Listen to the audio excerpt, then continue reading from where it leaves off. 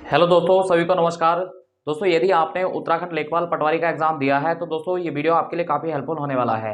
दोस्तों, जैसा कि आप अभी देख रहे हैं कि उत्तराखंड लेखपाल पटवारी का जो एग्जाम आपका हुआ था, इस एग्जाम में दोस्तों हमने देखा कि बहुत सारे प्रश्न ऐसे हैं जो डाउट की ओर चले गए हैं।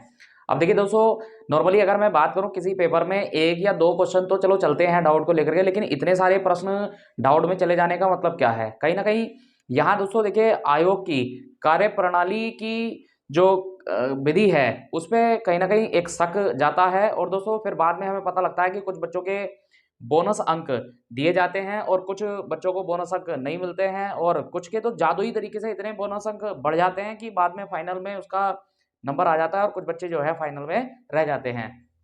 तो दोस्तों, यदि आपने लेखपाल पटवारी का एग्जाम दिया है तो आप दोस्तों इन प्रश्नों पर आपत्ति जरूर लगाएं। आपत्ति दोस्तों कौन कौन से प्रश्नों पर आप लगा सकते हैं, इसका एक कंप्लीट वीडियो हमारा पहले ही आ चुका है, उसका लिंक आपको वीडियो के डिस्क्रिप्शन में मिल जाएगा। तो दोस्तों देखिए, बहुत सारे बच्चे कह रहे थे कि आपत्ति लगाने से कुछ नहीं होगा। तो दोस्तों मैं आपको बता दूं, 0.25 से भी मैंने देखा है कि बहुत सारे विद्यार्थियों के सिलेक्शन रुक जाते हैं। और लड़ाई दोस्तों 0.25 की है, बहुत बड़ी कोई लड़ाई नहीं होती है कि साहब 4 नंबर से कोई रह गया, 5 नंबर से कोई रह गया। देखिए, मेरिट में करीब जाकर के ही बच्चा रहता है। तो यदि आपने भी लेखपाल पटवारी का एग्जाम दिया है तो आप भी दोस्तों इन प्रश्नों पर आपत्ति लगाइए। अब देखिए, कुछ लोग कह रहे थे कि साहब पैसा बेमतलब का खर्च हो जाएगा।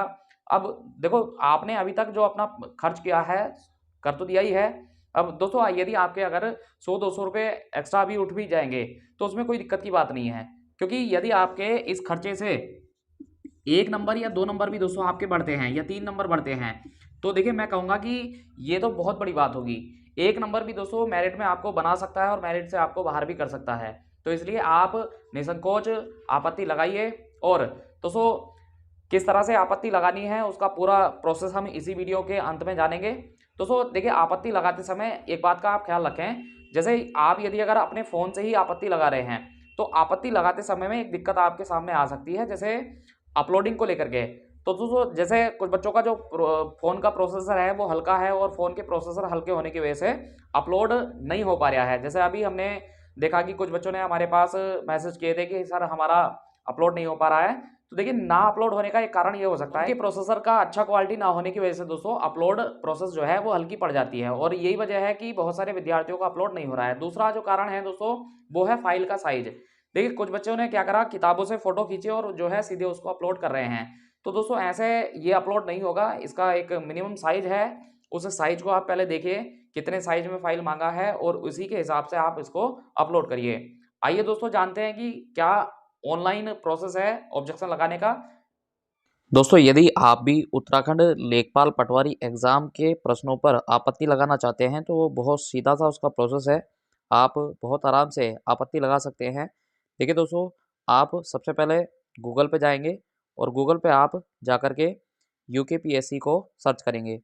अब यूकेपीएससी को सर्च करने के बाद दोस्तों जैसे ही आपका पोर्टल खुल के आएगा तो आप फिर से ऊपर दिए गए लोक सेवा आयोग की वेबसाइट पर क्लिक कर देंगे।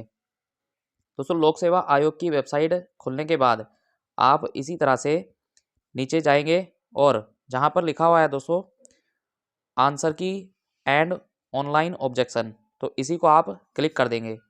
अब दोस्तों इसे आप क्लिक करने के बाद देखिए यहाँ पर आपके सामने ऑप्शन आया है रेवेन्यू सब इंस्पेक्टर पटवारी लेखपाल एग्ज़ाम 2022। अब दोस्तों यहाँ आप आगे की ओर बढ़ेंगे और देखिए यहाँ आप देख सकते हैं कि जो अंतिम तिथि है ये दे रखी है 27 फरवरी। तो दोस्तों 27 फरवरी से पहले पहले आप ऑब्जेक्शन लगा दें तो आपका ऑब्जेक्शन स्वीकार किया जाएगा। यहाँ दोस्तों जैसे दे रखा है लिंक टू अप्लाई, तो यहाँ लिंक टू अप्लाई में आप क्लिक करेंगे।